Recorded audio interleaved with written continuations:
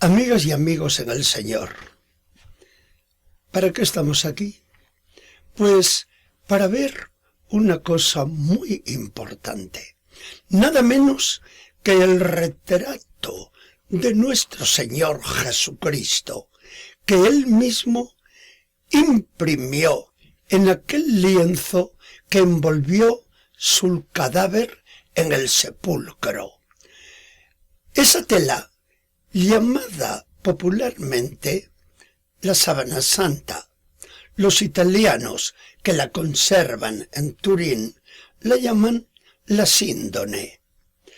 Les digo desde ahora que no me voy a meter para nada ni en su historia ni en su autenticidad. Las doy por supuesto. Nosotros estamos convencidos de que fue el envoltorio del cadáver de Jesús en el sepulcro y que nos va a mostrar todos los padecimientos de Jesucristo en su pasión. Ello nos hará crecer en el amor a nuestro divino Salvador.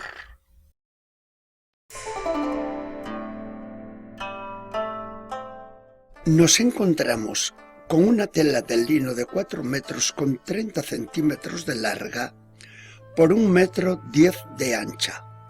No era una sábana, como la llaman muchos, mejor llamarlo lienzo.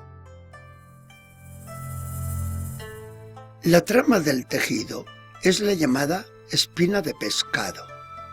Se conservan telas orientales idénticas del siglo I de nuestra era. Miremos cómo envolvían los judíos el cadáver.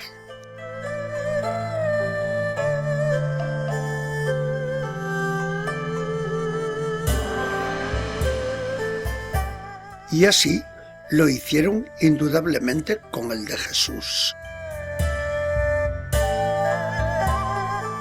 El cadáver de Jesús quedó dentro de un sepulcro como este, una caverna cuya entrada se cerraba con una grande y pesada losa redonda. Una vez envuelto, el cadáver era colocado dentro sobre una repisa como la de esta ilustración.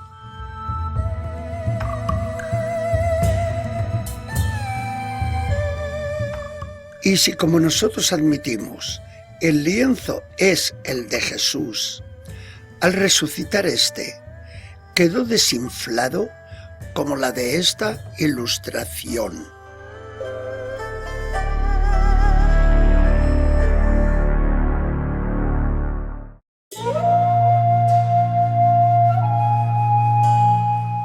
En el lienzo aparecen las señales borrosas, color ocre, de un hombre muerto con indicios de crucificado, completamente desnudo por delante y por detrás.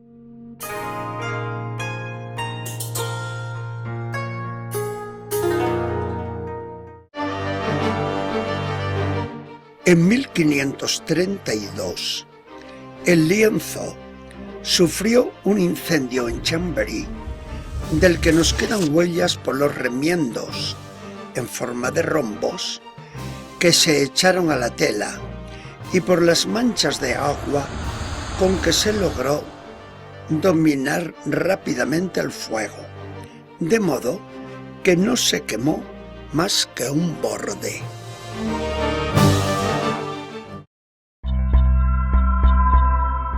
Observemos lo que se ve a simple vista. En el lienzo sobre el positivo y el negativo a la vez. Y para entendernos, una observación importante.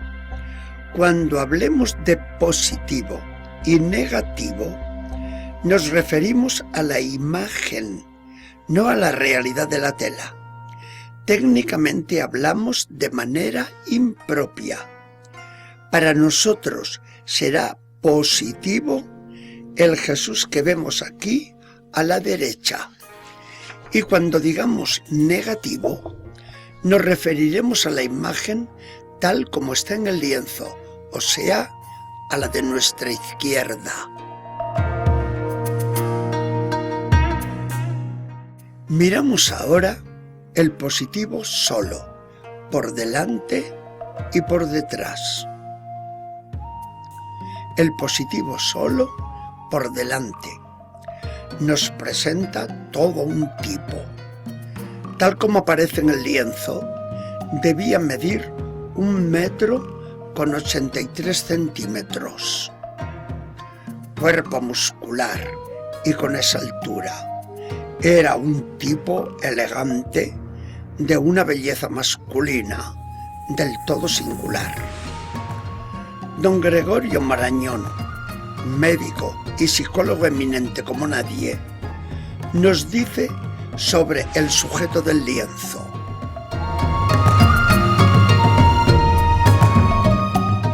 Esta turbadora imagen no es la efigie solamente de un ser humano excepcional. El estremecimiento que causa su contemplación hace pensar que sí, que así debió ser el Dios hecho hombre.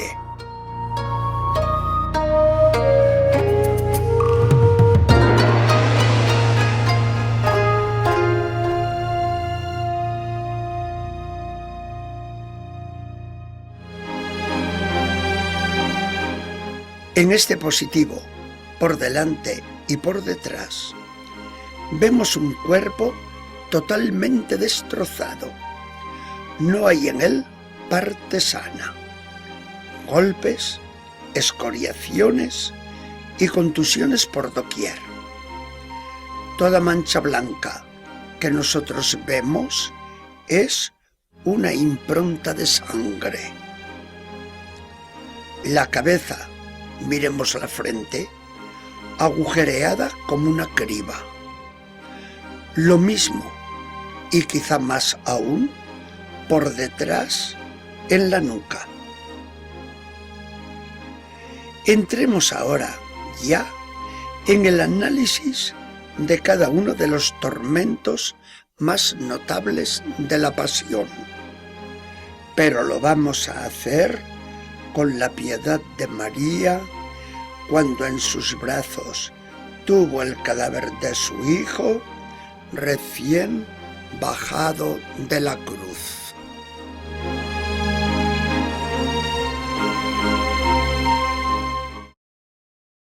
Presentada ya la imagen del lienzo, ahora vamos a meternos en cada uno de los tormentos de la pasión. He de decirles que el productor de nuestro vídeo se ha tomado ciertas libertades, naturalmente, con algunas ilustraciones bajadas de internet, sobre todo de la tan conocida película de Gibson, y que nos van a servir realmente de ilustración. Todos ustedes van a distinguir muy bien lo que es propiamente la explicación del lienzo y la ilustración de nuestro querido productor.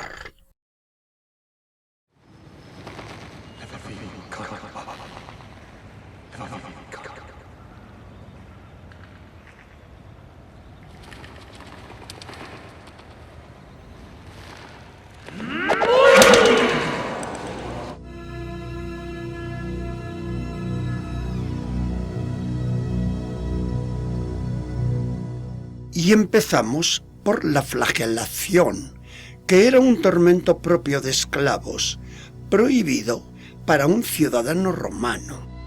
Se infligía con el flagellum o bien con el flagrum.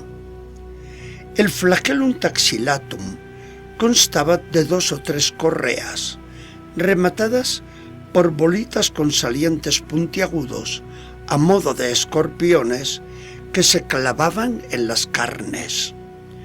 Parece que fue el que usaron con Jesús, aunque pudo ser con el flagrum, rematado con 2 bolas de plomo que producían una herida atroz.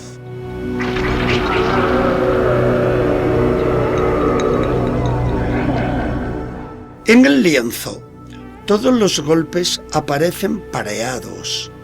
Se han contado por computadora hasta 121 golpes, que a 2 correas con 2 bolas o escorpiones cada una, pudieron ser 240 los bolazos atroces recibidos por Jesús. Es el número que dan los estudios y análisis tanto de Barbet como de Ricci. La flagelación se realizó sobre Jesús con el cuerpo encorvado hacia una columna baja de 65 centímetros, como la conservada en la iglesia de Santa Práxedes en Roma, encontrada en Jerusalén por el cardenal Colonna y traída en el año 1213. El cuerpo aparece destrozado en todas sus partes por delante y por detrás, desde los hombros hasta casi los tobillos. El pubis, por una parte, igual que los muslos, aparecen totalmente destrozados. Quiere decir que Jesús estaba completamente desnudo, sin el paño que cubriera sus partes nobles, y que fueron igualmente azotadas. Al dolor unida la mayor vergüenza. Todos los golpes van en abanico, en diversa dirección unos de otros. Por lo mismo, fueron 2 los verdugos. Estos verdugos eran soldados romanos con aprendizaje expreso en el Gymnasium Flagri, o Escuela de los Azotes, para flagelar técnicamente todo el cuerpo, pero sin llegar a causar la muerte.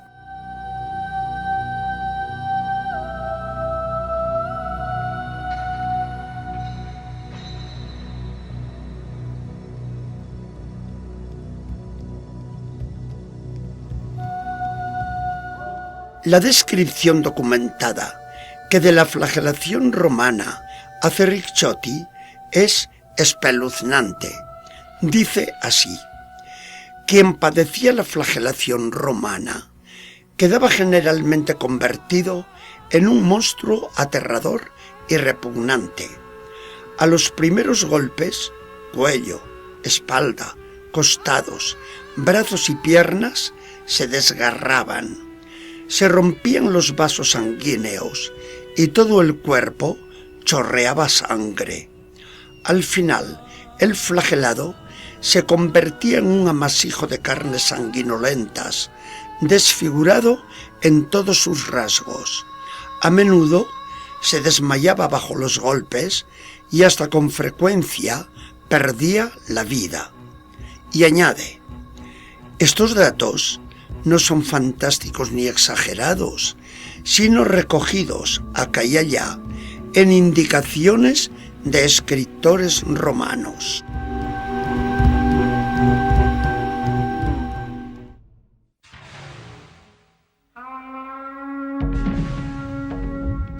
Pasamos ahora a la coronación de espinas. Probablemente no realizaron esta comedia grotesca los soldados romanos, sino los auxiliares provenientes de Siria, Samaria y regiones vecinas, que odiaban a los judíos y ahora tenían la ocasión propicia para vengarse de ellos en su pretendido rey. No se trata de la corona clásica de los artistas, como la de Velázquez, un simple aro de espinas, no, sino de un casquete que cubrió toda la cabeza del Señor. Probablemente utilizaron el llamado Sisyphus spina Christi, espinas largas y agudas, abundantes en el torrente Cedrón, trenzadas sobre un aro de junco. Mateo y Juan son explícitos, un capacete. San Vicente de Lerins ya en la antigüedad cristiana, decía que impusieron sobre la cabeza una corona de espinas que era como un gorro, de manera que por todas partes cubría y tocaba la cabeza. Quizás fueron en esta ocasión los bastonazos que aparecen en la cara, sobre todo en la nariz, y que analizaremos después. Todos los hilos de sangre siguen trayectorias irregulares y se detienen o desvían a una altura determinada, el aro del junco. Detengámonos en la famosa huella de la frente, inimaginable para un pintor. Dice el doctor Barbet, máxima autoridad en este estudio, que ella basta para probar que nadie ha tocado el santo sudario, sino solo el crucificado, porque la sangre se coagula poco a poco y fluye lentamente. Los coágulos se amontonan unos sobre otros y tanto más ancha es la masa cuanto más fluye hacia abajo, sin seguir una línea recta, sino más bien sinuosa. En la nuca aparece mucha sangre. ¿A qué se debió? Si Jesús fue crucificado con la corona puesta, se da una explicación probable. Como veremos después, en cada subida en la cruz, Jesús daba un golpe contra ella, lo cual le causó un dolor continuo y aumentado. Pasamos ahora a las manos, que como todos sabemos, se constituyen por el carpo, metacarpo y los dedos. En el lienzo no se ven más que 4 dedos en cada mano. ¿Por qué? Nada más el clavo atraviesa la parte blanda, inmediatamente el dedo pulgar se flexiona bruscamente por la contracción de los músculos tenarios. Los otros dedos solo se flexionan ligeramente. Los clavos se fijaban en pleno carpo, macizo óseo formado por 8 huesecillos distintos articulados entre sí.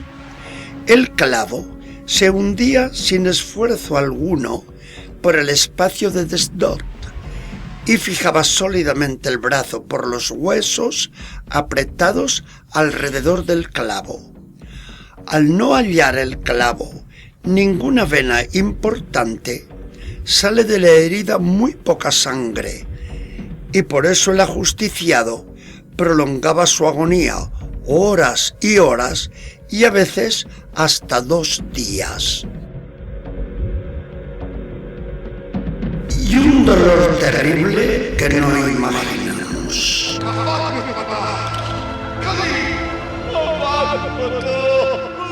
Los clavos cortan y trituran el nervio central que nace del nervio mediano a esta altura. Tremendamente sensible, produce torturas inimaginables que llevan hasta el límite la resistencia de la persona. Nada más recibido el primer golpe del martillo, el dolor de la víctima era horrible por esa lesión del nervio mediano y lanzaba un grito aterrador.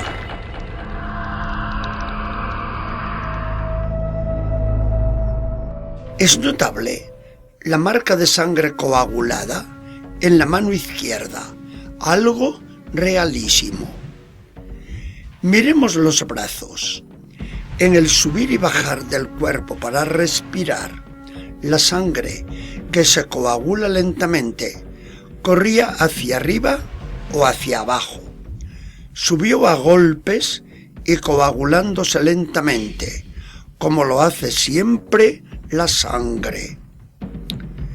Aparte de la poca sangre que cayó verticalmente en el suelo, la demás, debido al ascenso y descenso del crucificado para respirar, subía en zigzag por el antebrazo hasta el codo. Miremos ahora los pies y las rodillas. Ciertamente que el pie izquierdo fue clavado sobre el pie derecho. De este modo, pierna y muslo izquierdo quedaron muy rígidos hacia arriba en relación con los derechos. No atinan tantos crucifijos como este cuando colocan el pie derecho sobre el izquierdo. El pie derecho, al estar aplastado por la planta al madero de la cruz, ha dejado esta impronta tan notable de sangre que vemos aquí en el positivo y mejor en el negativo. El clavo del pie no soporta más que una parte ínfima del peso del cuerpo, que pende todo de los clavos de la muñeca. Este clavo era necesarísimo para el tormento específico de la cruz. Sin este apoyo, el cuerpo no podía ascender para respirar y la asfixia hubiera sido inmediata. El clavo, insignificante en sí, perseguía un objetivo infernal. Error total al poner una repisa para los pies, como en el Cristo de Velázquez, pues hubiera esquivado el tormento específico de la cruz y alargado por días la vida del crucificado. Habría sentido el dolor de las heridas de pies y manos, pero con todo el cuerpo descansado, sin el horrible ascender y bajar para respirar. Veamos ahora las excoriaciones evidentes al nivel de las rodillas, en especial la derecha. Se deben indiscutiblemente a caídas en tierra con la cruz. Aparece rasgada sobre todo la piel de la izquierda. También se ven huellas de ataduras en la pierna izquierda. ¿Por qué? Una explicación. Podría ser debido a que fue sujetado por aquí para la flagelación. Y otra explicación, la más aceptada hoy. Cuando eran varios los condenados, no era raro que los llevasen al suplicio atados uno con otro, tal como aparece en esta ilustración. Nada extraño que así fuera también Jesús. Y ahora una mirada a los hombros. Vistos primero en el positivo, los apreciamos mejor en el negativo. Miremos el hombro derecho. Un montón de escoriaciones superpuestas por el patíbulo, pesado y mal colocado mientras Jesús lo llevaba hacia el Calvario y que reabrió y ensanchó todas las heridas de la flagelación. En el izquierdo se ve otra excoriación redonda de 14 centímetros de diámetro.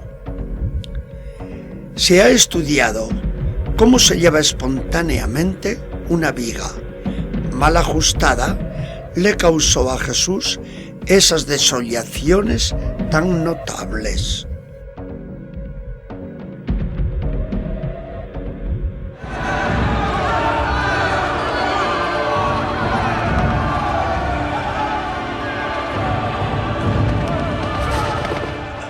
Los soldados romanos eran unos expertos en el oficio de crucificar. Colocado en tierra el patíbulo o palo horizontal, era colocado de espaldas sobre él.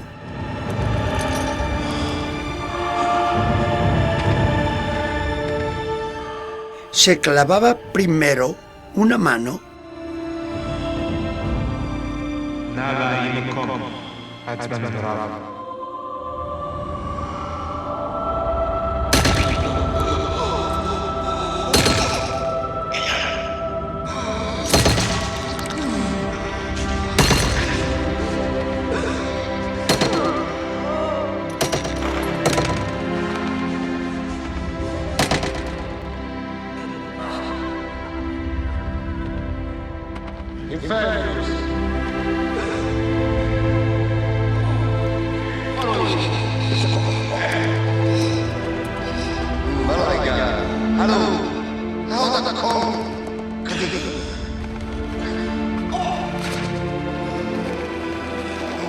y después se estiraba fuertemente el otro brazo.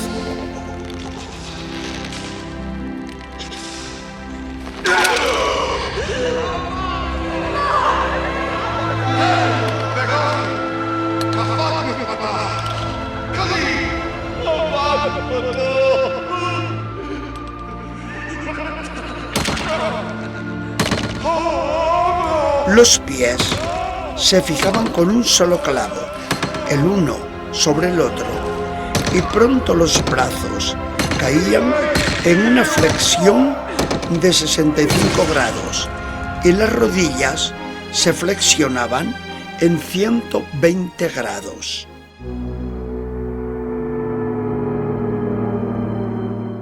Curioso, pero casi todo el secreto estaba en los clavos de los pies. Si el reo hubiese podido descender algo, habría muerto pronto por la asfixia, pero con un esfuerzo supremo se levantaba para respirar, caía otra vez y en este ejercicio de subir y bajar pasaba todo el tiempo en un sufrimiento inimaginable.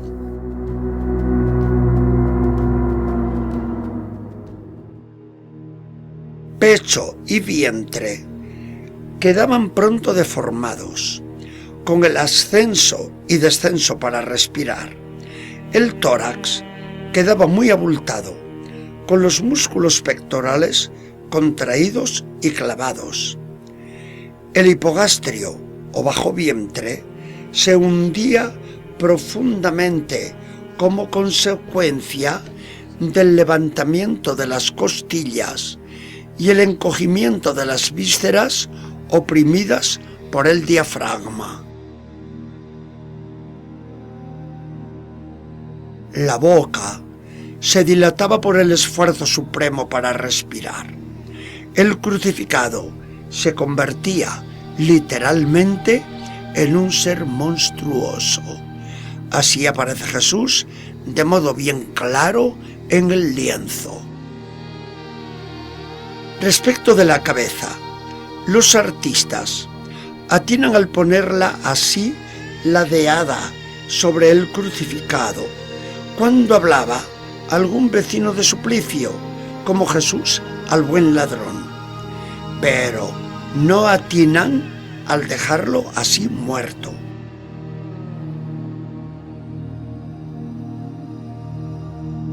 La agonía, prolongada durante 3 horas, fue inimaginable e infernal.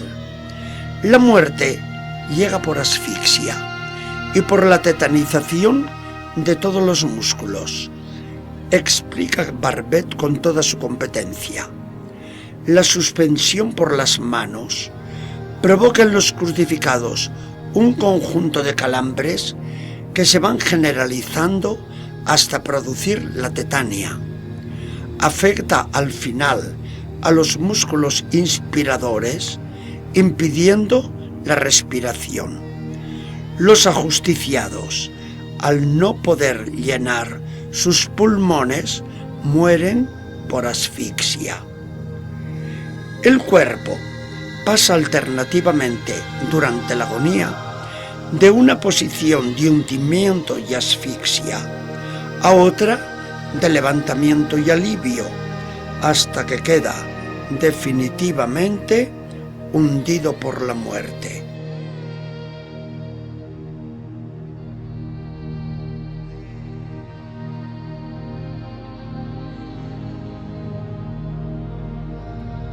Al morir, la cabeza caía en una posición media y simétrica hacia el esternón.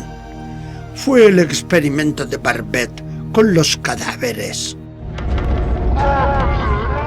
Cuando vinieron a acabar con los 3 crucificados, a los ladrones, todavía vivos, los remataron con el crurifragium. Les quebraron las piernas por los muslos, a golpes de maza.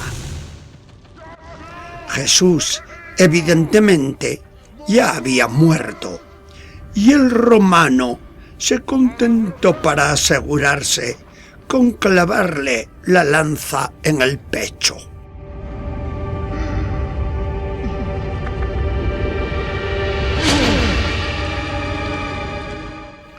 Los soldados romanos de infantería que tenía Pilato, y no los de caballería, eran maestros en el manejo de esta arma, que clavaban en el lado derecho, latus apertum, dice Julio César.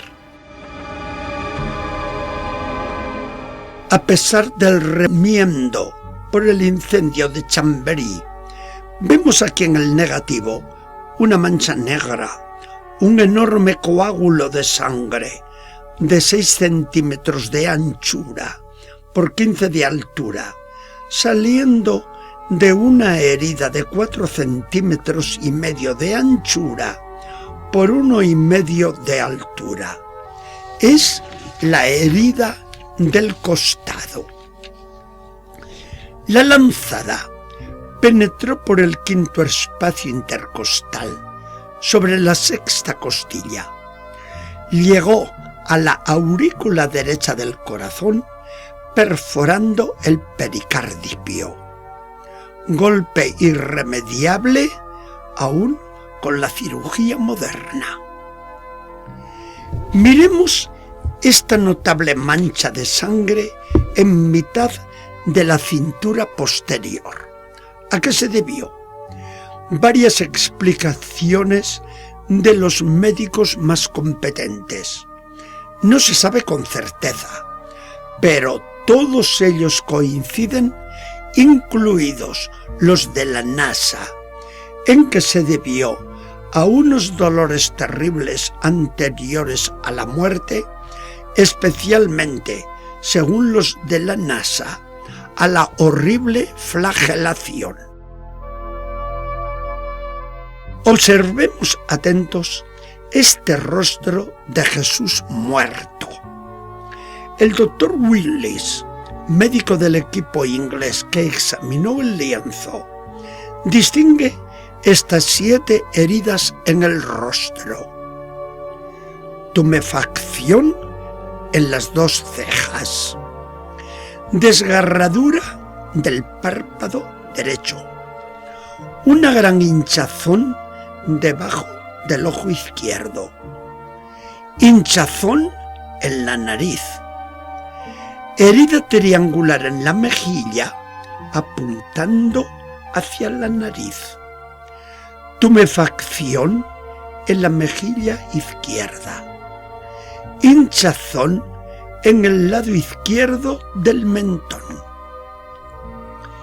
Notamos además cómo el mechón del cabello hacia la izquierda del rostro, aquí a nuestra derecha, se encuentra mucho más empapado en sangre. Pero de todas las heridas del rostro, la más notable es la de la nariz, que parece fracturada en el cartílago dorsal.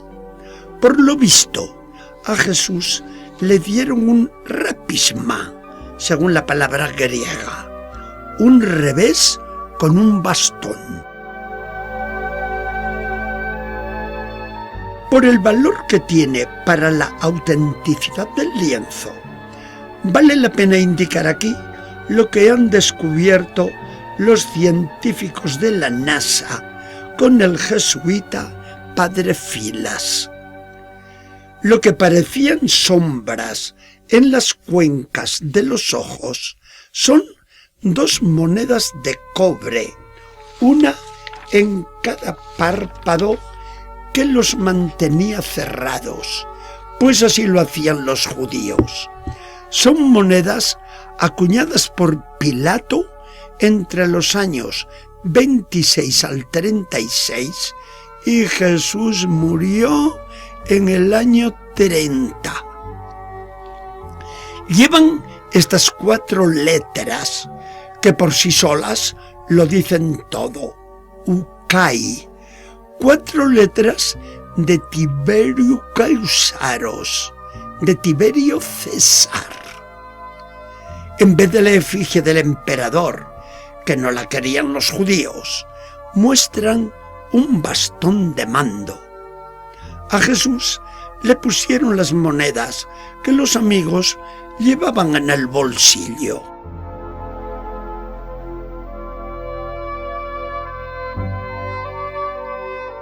Sorprende una muerte tan rápida en cruz como fue la de Jesús.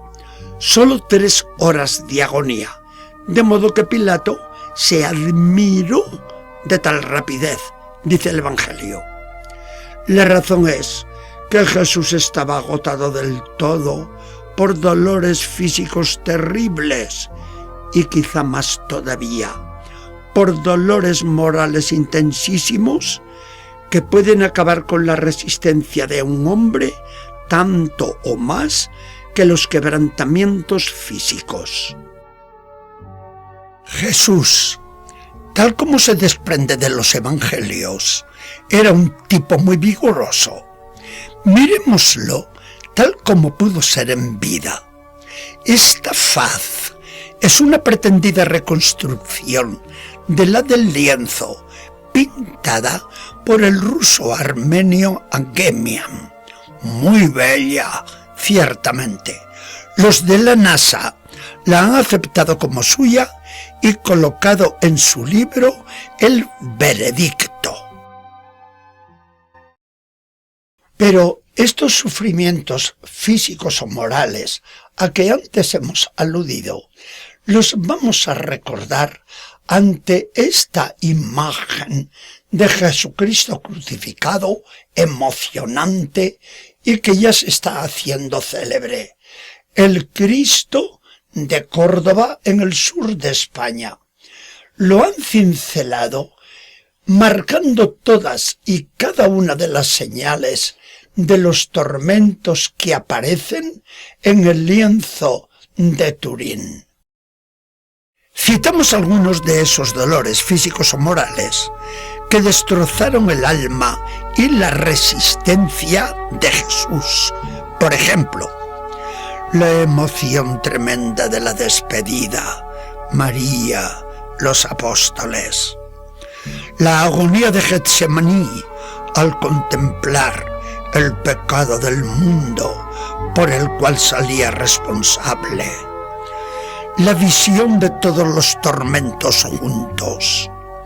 El sudor de sangre en el huerto. La traición de Judas. La noche terrible en los sótanos de la casa de Caifás. Las humillaciones en el palacio de Herodes, que lo viste de loco. El verse cotejado con Barrabás, un asesino capturado en un motín callejero. La flagelación, la coronación de espinas y las burlas a que lo sometieron. La escena del Oxeomo, cuando lo presenta Pilato ante todo el pueblo que lo rechaza. El paso por la calle de la amargura. Verse desnudo ante tanto público. Un hombre de honor prefiere 1000 muertes a semejante afrenta. Ver que le crucifican al mismo tiempo que a los 2 criminales, igualado a ellos. Las burlas de la cruz. El abandono misterioso del Padre. María y Juan y los amigos, un consuelo, sí, pero también un tormento atroz por lo que los ve sufrir. La sed terrible por una deshidratación total y la pérdida de tanta sangre. Muchos de estos tormentos eran comunes a todos los crucificados, pero en Jesús tuvieron significado especial por su sensibilidad tan exquisita y porque no quiso ni un triste calmante que le ofrecieron, vino mirrado, que por otra parte no significaba nada. Además, al preverlo todo y verlo todo por anticipado, todo caía de golpe sobre su imaginación vivísima y que le produjo el sudor de sangre en el huerto. San Lucas, médico y finísimo observador, se lució en su exacta descripción cuando dice: y su sudor vino a ser como grumos de sangre que se destilaban sobre la tierra. Las consecuencias fueron en Jesús un enorme bajón en su resistencia física después de tan seria hemorragia y un estado anormal de la piel que la dejó mucho más tierna y dolorosa ante lo que le esperaba en toda la pasión.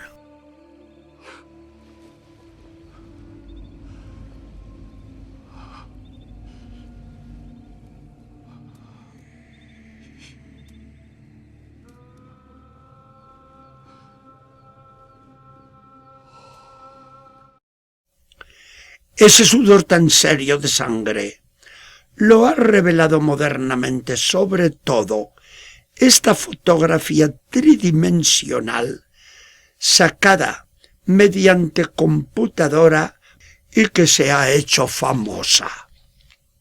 Estudiada la pasión y muerte de Jesús, aquí podríamos concluir quedándonos en la retina con la imagen del Señor crucificado tal como nos la ha ofrecido el arte de todos los siglos. Pero damos un paso más. Siguiendo al jesuita padre Roldán en su libro Ascética Diferencial, me pregunto, ¿podemos ser algo atrevidos y meternos en el alma de Jesús si es que aparece en este lienzo? Porque nos hace notar ese notable psicólogo que cambia la lectura del Evangelio cuando se repasan ante esta imagen del lienzo tantos sentimientos de Cristo en las escenas de su vida. Podemos hacerlo mirando su rostro tal como aparece en el lienzo, en la imagen de nuestra izquierda, aunque lo podemos hacer también ante la imagen de la derecha. Es el mismo Jesús en esta preciosa estampa de las congregaciones marianas de Barcelona, pero quitados los defectos de las manchas de sangre y otras adherencias. Analizaremos los sentimientos humanos que tuvo Jesús como los tenemos todos. Escogemos al azar algunos hechos o dichos de Jesús en el Evangelio mirando este rostro. Dulzura. Vengan a mí, que soy manso y humilde de corazón. Fuerza al mar embravecido. Calla, enmudece. Imperio. Lázaro, sal afuera. ira a los fariseos, raza de víboras, sepulcros blanqueados. Resignación en Getsemaní, Padre, que no se haga mi voluntad, sino la tuya. Nobleza al ser prendido en el huerto. ¿A quién buscan? Dejen marchar a estos. Bondad a la adúltera. Mujer, nadie te ha condenado, pues yo tampoco te condeno. Serenidad a Pedro que se hunde. Hombre de poca fe, ¿por qué has dudado? Tristeza en el huerto de los olivos. Siento una tristeza mortal. Ternura. Dejen que los niños vengan a mí. Alegría. Te bendigo, Padre, porque has escondido estas cosas a los sabios y las has revelado a los pequeños. Reproche irónico a los apóstoles. Pero aún no han entendido. Y podía haber añadido, tan tontos son. Seguridad ante el sepulcro de Lázaro. Yo soy la resurrección y la vida.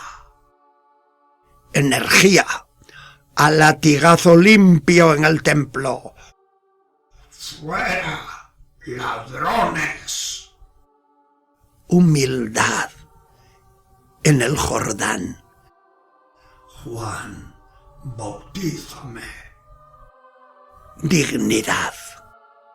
Si he hablado mal, demuéstramelo. Y si bien, ¿por qué me pegas?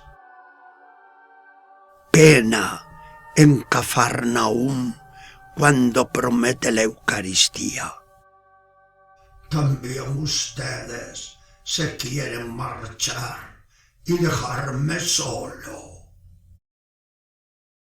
Gozo con Zaqueo. Hoy ha entrado la salvación en esta casa. Amistad, decían de él ante la tumba de Lázaro. Miren cómo le amaba. Cariño a la Magdalena resucitado. María enseña a orar. Y cuando recen digan, Padre nuestro. Y a servirnos en el lavatorio de los pies. ¿Han visto lo que he hecho con ustedes? Y a perdonar, muy grave. Así hará mi Padre con ustedes si no perdonan. A ser valientes. Si quieres venir conmigo, niégate, véndelo todo y sígueme. A la samaritana.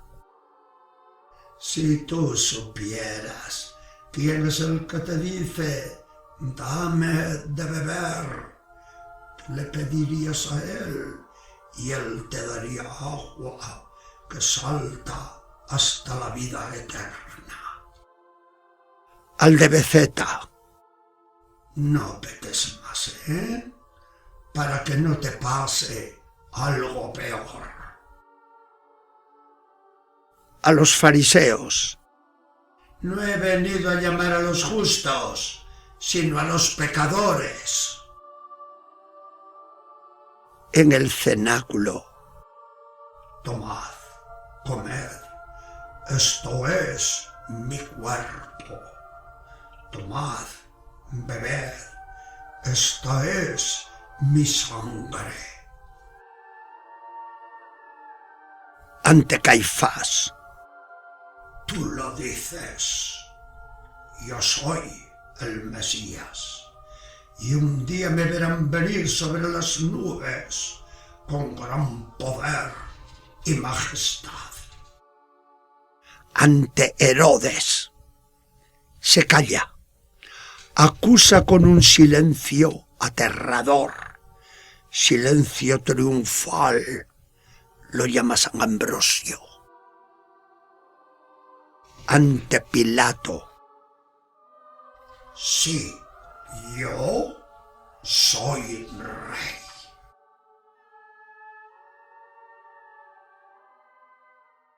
Ahora, imaginemos glorificada esta faz tal como tiene que estar en el cielo. Imaginémosla tal como vendrá el último día a juzgar a todos. Esta es la que veremos, y la que dirá a unos: apartaos de mí, malditos. Y a nosotros: venid, benditos de mi Padre. Imaginemos su sonrisa eterna, su mirada. Esta es la faz del que nos llamó. Señor, me has mirado a los ojos, sonriendo, has dicho mi nombre. Y ahora, a esperar a ver un día la faz de quien tanto hizo por nosotros. Será aquello la felicidad eterna, la salvación consumada. Aquello será nuestro fin sin fin.